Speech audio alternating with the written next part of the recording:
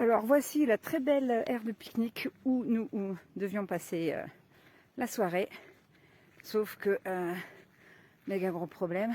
Alors, première étape, on s'en rend pas compte, un coco et coco, c'est hyper pentu. Donc Mathias, là, qui était devant moi, s'arrête en plein milieu de la route et dit attention, on peut pas descendre. Ouais, on s'en rend pas forcément compte, en plus je suis en grand format, mais c'est hyper raide. Donc en camping-car, on touche l'avant, moi l'arrière finit par toucher. Donc bon, Mathias se met là. Bon, bien sûr, petite route de montagne. Et moi j'étais juste derrière lui. Sauf que, quelqu'un descend de la montagne. Et là, c'est le drame.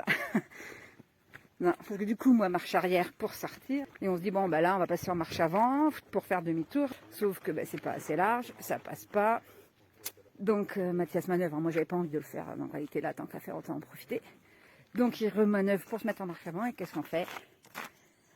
On est embourbé, forcément. Et derrière, vous voyez, j'ai pas beaucoup de place. Et derrière, c'est le vide.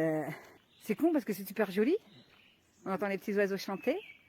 Mais mon gamin, il est coincé dans une posture pas cool. Je crois qu'on n'a jamais fait pire. Embourbé, oui, mais embourbé comme ça, on bloque tout. Et fausse manœuvre, on a le cul dans le vide, quoi. Donc voilà, la réalité des fois des road trips.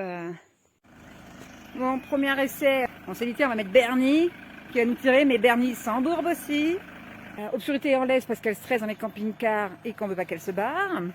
Et Mathias commence aussi à s'embourber, donc gentiment on va éviter. Et puis bon, moi ça me fait hyper flipper parce que je suis carrément dans le vide, quoi. Donc bon voilà, prochaine étape, le tracteur.